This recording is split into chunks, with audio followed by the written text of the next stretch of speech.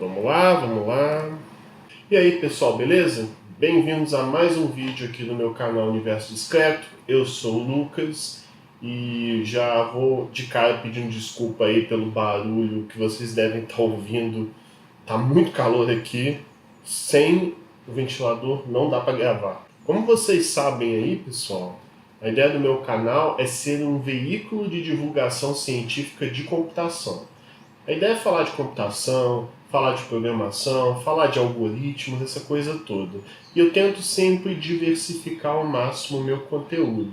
Tanto que em alguns momentos eu falo de coisas bastante avançadas até, como um algoritmo que resolve o Sudoku, ou até coisas mais para iniciantes, como os primeiros passos para você dar na área de programação. E para dar continuidade a esse conteúdo diversificado, eu queria falar de uma notícia que saiu no site da BBC esses dias, falando sobre bots e a influência de bots em eleições.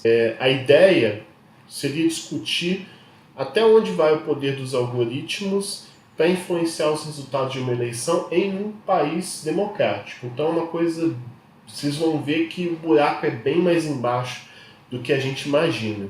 Para começar, eu primeiro tenho que falar com vocês sobre comportamento de manada. O que vem a ser isso? Vamos dar um exemplo bem simples para falarmos a respeito disso. Então imagina que está você, seu par romântico, vocês estão numa cidade nova que vocês não conhecem, e aí vocês se deparam com dois restaurantes. Os dois restaurantes aparentemente são bons, de qualidade, um preço bom e tal, então você está em dúvida entre os dois. Aí você nota que um está vazio, enquanto o outro restaurante tem 4 ou 5 mesas ocupadas por outros casais. Inconscientemente você pode pensar que se aquele restaurante ali está com algumas mesas e aquele não, é porque aquelas pessoas sabem de alguma coisa que eu não sei sobre aquele restaurante que o torna melhor, então eu vou nele. Você acaba sendo influenciado, sua opinião acaba sendo influenciada por pessoas que você não conhece e você não sabe nem direito por quê. Às vezes uma pessoa entrou ali, aí outro casal viu e entrou também, o outro entrou também, então nem tem um motivo plausível para isso estar acontecendo. Se numa situação simples do cotidiano, como um jantar no restaurante, isso já ocorre, você nem precisa pensar muito no papel desse comportamento de manada durante as eleições. É bastante comum, às vezes, um parente seu chegar e falar assim, ó, vota no fulano para deputado porque ciclana falou e tal, ele ajuda, não sei o quê. Nas eleições tem muito disso também. E na própria questão dos robôs sociais que existem na internet aí durante as eleições, também tem muito essa ideia de comportamento de manada, igual a gente já vai discutir. Eu vou colocar um link aí de uma reportagem da BBC que fala sobre comportamento de manada nas eleições. Vamos falar de um assunto bem polêmico, que foram as eleições de 2014. Se você lembra bem, naquela época, o Facebook e o Twitter estavam um inferno. Por que estava um inferno? Porque tinha muita pessoa postando sobre que isso, não sei o que, tal, partido tal, político tal. Teve muitas interações em redes sociais naquela época. E não foi só você que notou isso. O Facebook também. O Facebook disse que naquele momento ali foi um recorde mundial de interações para um dado período de tempo. Foram constatados durante o primeiro turno 346 milhões de interações. Vou colocar o link aí da matéria que fala isso. Mas aí entramos num ponto. 346 milhões de interações. Somos 200 milhões de pessoas, nem todo mundo usa internet. Será que todas essas interações foram feitas por pessoas reais? Será que tinha pessoas de mentira no meio? E, naturalmente, óbvio que tinha. Tudo isso levou a um pesquisador chamado Daniel Arnaldo, vinculado à Universidade de Washington e ao Instituto Oxford. Ele fez uma revisão geral sobre esse tema.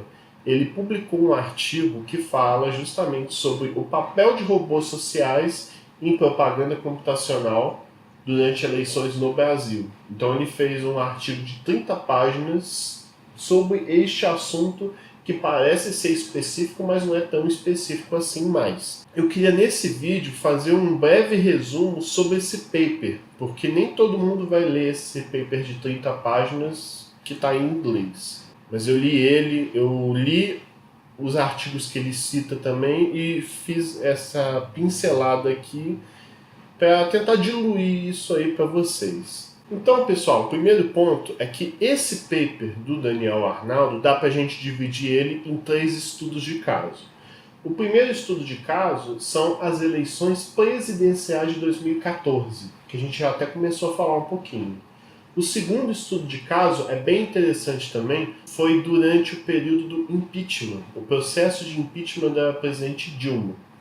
E o terceiro estudo de caso é referente às eleições municipais no Rio de Janeiro como um todo, falando um pouquinho do estado, mas falando também na capital. Então ele estudou esses 3 casos diferentes e o papel dos bots, dos robôs, durante esses 3 casos aí, para entender o que aconteceu ali e qual a influência desses robôs em redes como WhatsApp, Twitter, Facebook e YouTube.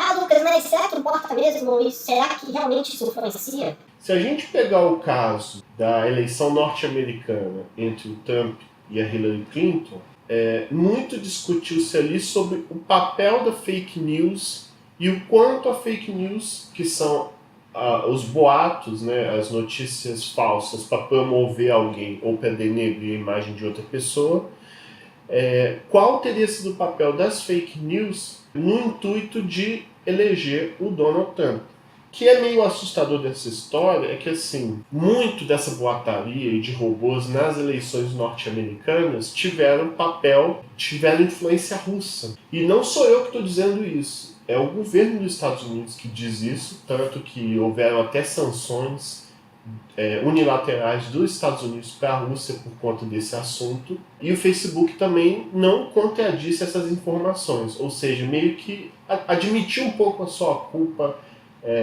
dessa situação aí. Não dá para saber se de fato só a fake news foi capaz de elegê-lo. A gente ainda não sabe direito como, mas elas influenciam realmente, tanto para um lado quanto para o outro. E isso começa a ficar perigoso.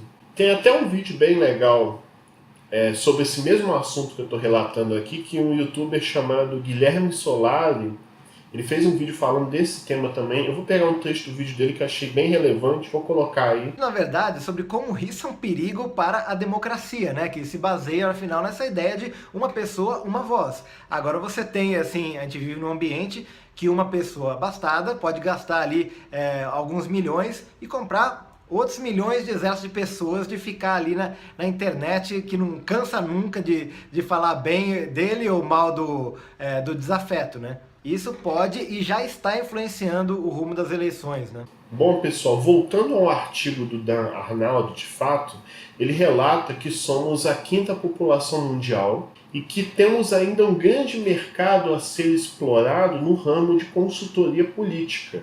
E claro que nesse ramo de consultoria política não pode faltar a internet. Grandes companhias, como uma delas se chama Cambridge Analytica, que foi até uma empresa que participou muito da campanha do Brexit, né, da saída do Reino Unido da União Europeia. Essa empresa é uma das principais de consultoria política no mundo, está abrindo um escritório aqui no país. Tem outros exemplos aí que a gente pode mencionar. O presidenciável João Dória, que é prefeito de São Paulo, de acordo com uma matéria aí, se eu não me engano, da BBC, ele já está trabalhando com 5 softwares diferentes de Big Data, Data Science, para criar uma campanha política mais personalizada, ou seja, extraindo informação dos eleitores para poder preparar um conteúdo que chame a atenção de cada indivíduo para elegê-lo. É claro que não é só ele, outros presidenciáveis também vão fazer isso, Os que não fizerem vão acabar ficando um pouco para trás, de fato. E tudo isso é só a ponta do iceberg aí que a gente ainda vai detalhar melhor aí ao longo do vídeo. O artigo do Dan Arnaldo, ele faz um breve histórico de toda a narrativa brasileira, desde a era Lula até a Lava Jato e o impeachment. Então ele faz um breve histórico de tudo que aconteceu ali, os booms da commodities, as manifestações de 2013, a eleição, as manifestações que tiveram depois pelo impeachment, a Lava Jato, Jogos Olímpicos. Fala também dos atores envolvidos aí, que são grupos de mídia como Globo, SBT, Bandeirantes, o UOL, Folha de São Paulo. Então, assim, o artigo do Dan Arnaldo, então ele apresenta um breve histórico de todo mundo que está envolvido aí nessa celeuma, e ele chega a mencionar também a lei do Marco Civil, que é um marco regulatório, né, da internet do Brasil que inspira muitos outros países.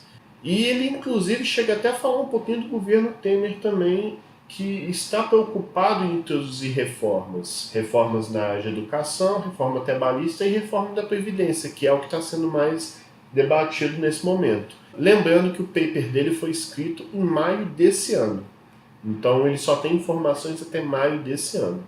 Então, gente, vamos juntar todas essas informações aí com o fato de que, do lado esquerdo do globo terrestre, depois dos Estados Unidos, nós somos os maiores consumidores de internet, né? Nós, Brasil. E que, de acordo com o mesmo paper do Dan Arnaldo, passamos 95% do nosso tempo de internet em redes sociais como o Facebook. Então, nada mais natural que junte a fome com a vontade de comer. Ou seja, esses atores aí que têm grandes interesses na parte política e o meio aonde os brasileiros mais ficam, que são as redes sociais. Juntam-se esses interesses aí e com isso você imagina o que acontece, né? Surgem algoritmos, mecanismos automatizados para influenciar você nas eleições. E lembrando também que esse mercado tende a crescer cada vez mais. Em 2015, apenas 59% dos brasileiros tiveram acesso à internet. Então, a gente presume que tem 40% de pessoas aí entrando, e até 2020, né, se tudo correr bem, praticamente todo mundo vai estar usando internet. Parece que esse problema de robôs, de bots, de fake news é uma coisa recente, mas pesquisadores brasileiros aí, tem muitas pessoas, o próprio governo brasileiro, pesquisadores de universidades federais como a do Espírito Santo e da UFMG, eles já pesquisam há muito tempo o papel das redes sociais e as eleições. Todos esses pesquisadores já observam robôs sociais influenciando eleições, não é uma coisa tão recente assim. Acredita-se que na eleição de 2010 já tinha bastante uso de bots, mas um nível ainda menos perceptível e que a gente não dava tanta importância. Inicialmente, aí vamos destacar alguns termos que são importantes a gente falar, né? O primeiro deles é o conceito de bot. O bot é o robô que se passa por alguém numa rede social e é uma conta totalmente automatizada. Ou seja, pode ser uma conta no Facebook, uma conta no WhatsApp ou uma conta no Twitter que fica propagando notícias, compartilhando notícias, criando notícias falsas ou até verdadeiras, mas ele faz isso de forma completamente automática. Então, o bot é esse cara que é o algoritmo que se comporta sozinho, atendendo às instruções às quais ele foi programado.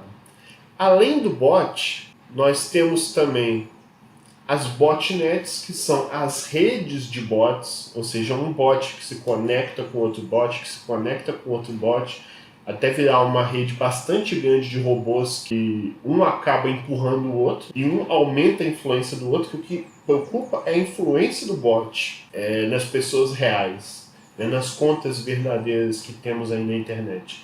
E além deles, nós também temos o ciborgue. O ciborgue é pior ainda porque porque ele é uma conta que é parte máquina e parte humano. Ou seja, é uma conta que em algum momento ela é automatizada, mas em alguns momentos tem um ser humano ali supervisionando o que ela faz e administrando ela. Essa conta acaba sendo um perigo em relação maior em relação ao bot, porque o ciborgue é muito mais difícil de identificar do que o bot. O bot é mais fácil. Às vezes, só de você bater o olho, você já sente que aquele cara ali é um robô. O ciborgue não. E vou até colocar para vocês um link de uma reportagem aí da BBC que fala sobre uma empresa que teria uma responsabilidade grande em redes de ciborgues durante eleições. Eu não vou ler essa reportagem da BBC, primeiro que está tudo lá bem explicado, e senão esse vídeo aqui vai ficar muito longo. A ideia do meu vídeo é focar mais no artigo do Dan Arnaldo, que faz uma revisão geral sobre todo o tema, sem entrar em tantos detalhes assim. Apesar de que eu já estou entrando em um monte de detalhe aí, esse vídeo vai ter uns 10 pílulas aí, se deixar. Considerando todos esses perigos, os bots, as botnets, os ciborgues, as ciborgnets também, por que não? O governo brasileiro criou em 2012 um Centro de Defesa Cibernética, chamado CDCiber, visando a segurança e o rastreamento de protestos organizados online. O governo já estava preocupado porque ele ia sediar mega eventos, acho que teve uma visita do Papa também nesse meio tempo, então toda essa preocupação fez o governo brasileiro criar um centro para investigar esse tipo de coisa. E é um centro que é vinculado ao Ministério da Defesa, ou seja, vinculado aos militares. Essa preocupação do governo com cibersegurança não é à toa, porque de acordo com a Symantec, que é aquela empresa lá de segurança, antivírus, esse tipo de coisa, em um consórcio chamado Projeto Spanhaus, não sei se a pronúncia está certa, esses dois órgãos, eles mencionaram que somos o 8º país do globo em número de robôs, com quase 500 mil de robôs por aí. Estimaram uns 400 e tantos mil robôs dos que eles identificaram aí pela internet. É o tamanho de uma população de uma cidade média. Vamos falar um pouquinho agora das botnets em eleição presidencial, para deixar esse vídeo um pouco mais interessante ou polêmico.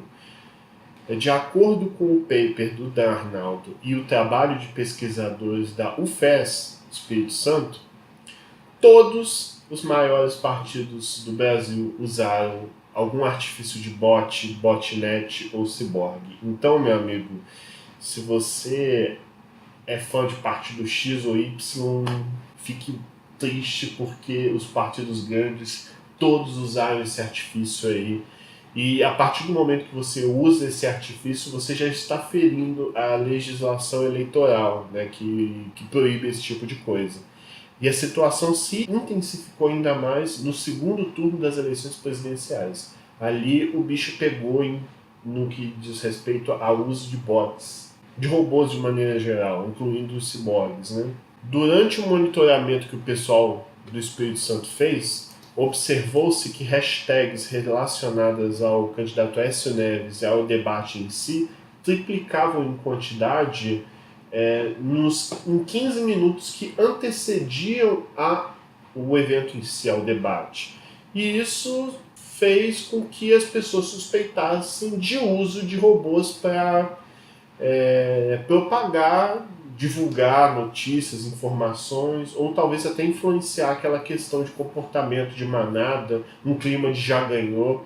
Eu queria deixar bem claro que ao mencionar um dos candidatos, isso não significa que o outro grupo político do segundo turno não usou esse recurso. Ele também usou.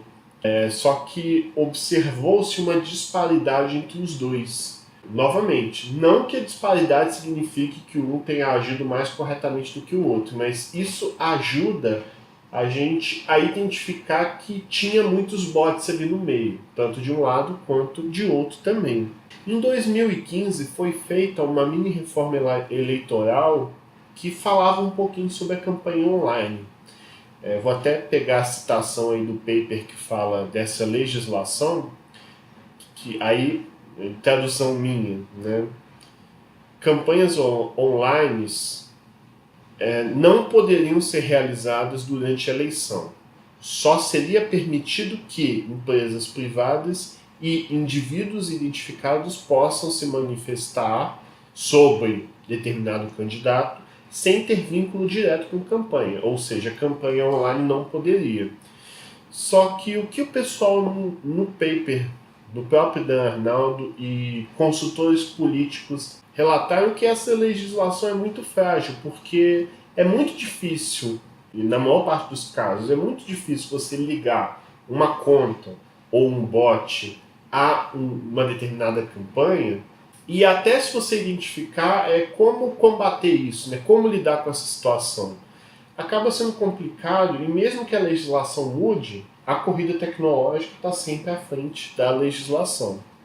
Por exemplo, certas redes privadas como o WhatsApp não permitem acesso, né? Elas são criptografadas e praticamente inquebráveis. E as campanhas via WhatsApp são muito utilizadas para alavancar hashtags, notícias falsas e tudo mais. É praticamente impossível. Algo muito comum que aconteceu nas eleições de 2014 era que pessoas enviavam mensagens automáticas para a rede de WhatsApp e na rede de WhatsApp você jogava links para o Twitter ou para o Facebook compartilhando notícias.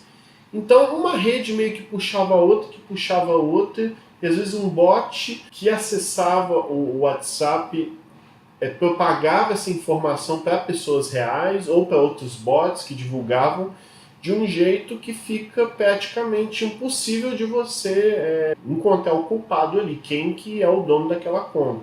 Um consultor político teria relatado que em uma única campanha, uma pessoa poderia operar mais ou menos 250 contas de redes sociais diferentes. Aí um outro exemplo que o paper cita, uma empresa chamada Brasil Liker que vende likes. Basicamente parece que é isso que a empresa faz, ela vende likes para páginas de Facebook registradas no Brasil. Likes para páginas por R$5. Você poderia comprar 50 likes para uma página, por R$200 você podia comprar 3.000 likes.